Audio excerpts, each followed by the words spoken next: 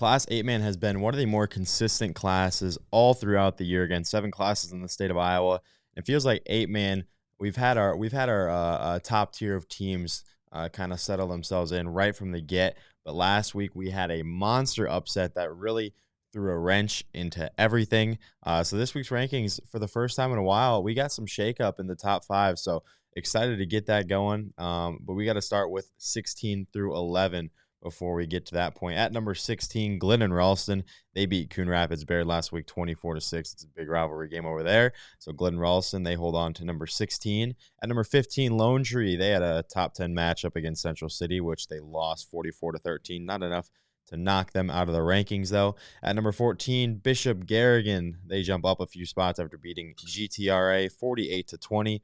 Iowa Valley also makes a jump up in the rankings. They beat HLV 54-6. And Audubon, another team jumping up in the ranks. They beat Collins Maxwell 68-18. We said we had some shakeup in the top 5 and the top 10, really. A bunch of teams moving around as I get my stuff set up here as we get into the top 10. Starting with Lennox. Lennox beat Southeast Warren 60-18, a dominant win over previously ranked Southeast Warren. Quarterback Gabe Funk ran for 223 yards and 5 touchdowns. He also added a passing touchdown. Lennox will finish the regular season with 3-4 Lamoni. Again, this is the final week of the regular season for the smaller classes in the state of Iowa. So we're winding towards the end of the regular season, which is just crazy to think about. The year's gone so fast. But moving on to number 9, Waco. They beat English Valleys 51-6 in Waco's final tune-up before the playoffs. They were able to take care of business against English Valleys. Junior quarterback Clayton Miller threw for 3 touchdowns, and 3 Warrior running backs were able to find the end zone. At number 8, Central City. Again, we talked about them. They beat Lone Tree 44-13, a solid ranked win for the Wildcats Friday night. Central City only had a 15-point lead at halftime, but they were able to add 14 more in the third quarter to start pulling away. Senior Christopher Grief led the way with 63 yards and 3 touchdowns. At number 7, Moravia, they beat New London 74-14. Shane Helmick, a common name we talk about in Class 8 player, he threw for 3 touchdowns and added 2 more on the ground. The Mohawks can't coast into the postseason just yet as they travel to 4-3 BGM, who is likely a playoff team. BGM, one of the highest scoring teams in the entire state of Iowa. Not in our top 16, but someone that should be reckoned with. And as you can see, at number 6, the former number 1 team that fell last week, Gladbrook Rhinebeck, they lost to Clarksville 38-36. Tough loss for the Rebels on Friday night. That game was for the district title too, so Gladbrook Rhinebeck will likely be forced to go on the road in the second round of the playoffs. They finished with 3-4 GMG, just a massive, massive upset. Not one many saw coming. Gladbrook Rhinebeck had been in cruise control up to this point, and with so many good teams at 8-man, they take a stumble and they fall 5 spots down to this number 6 slot. So we talked about the movement inside the top 5. You know the 5 teams that are in there.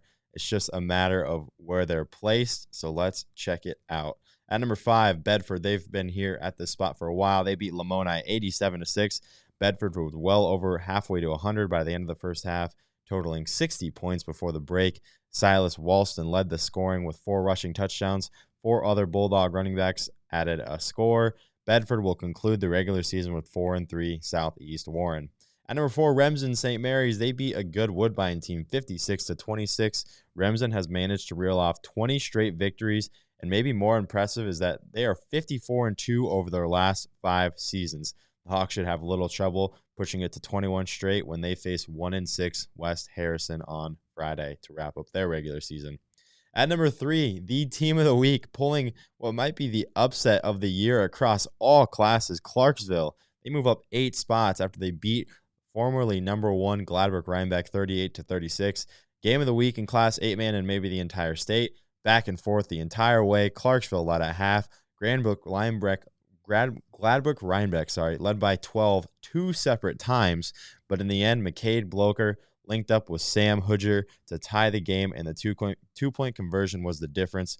Clarksville finishes with a winless Meskwaki settlement next Friday, and they have the inside track and are basically locking up home field advantage all the way to the Dome. So I can't underestimate how big of a win that was for Clarksville, not just for them, but for the district and how the playoffs are now gonna align. You you set yourself up so much better and are less likely to have to face a perennial team before the Dome. So a huge win for Clarksville and a team that we really did not have on our map before the season. I don't believe this team was ranked in our preseason poll, and now they are at number 3 and well on their way to the inside track at the Dome, really.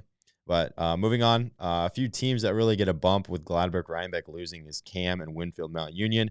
Cam, they move up a spot. They beat Fremont Mills 37-20. Cam got it done against a Fremont Mills team that is much better than the record would indicate. Brody Paulson, Braden Chester, and Jack Fulman caught one touchdown pass from Chase Speaker. Cam finishes with 3-4. Stanton next Friday. And your new number 1 team in Class 8, man, didn't even have to play a game last week. They got a forfeit win over Mormon Trail for the first time this season at 8-man. We have a new number 1 team. It took us 8 weeks for that to happen, but nevertheless, Cam Buffington and Winfield Mount Union rightfully deserve this. The Wolves finish up their regular season next Friday against 1-7 HLV, and I mean, really, it'd be a shocker if we don't see this team at the Dome, and they're really setting themselves up well, and they're gonna have a good draw in the postseason, and they're well on their way to Cedar Falls to play for a state title. So Winfield Mount Union, your number 1 team in Class 8, man. We got more number 1 teams though across all 7 classes. So be sure to check out the other rankings videos. Tons of movement right before the postseason starts. This is a crucial time for all the teams still in the playoff hunt. So be sure to tune into those and subscribe to IA Sports on YouTube if you are not already. Leave a comment what you think. And Class 8, man, we're going to have some postseason preview stuff for you guys coming up very soon once those brackets come out. So stay tuned.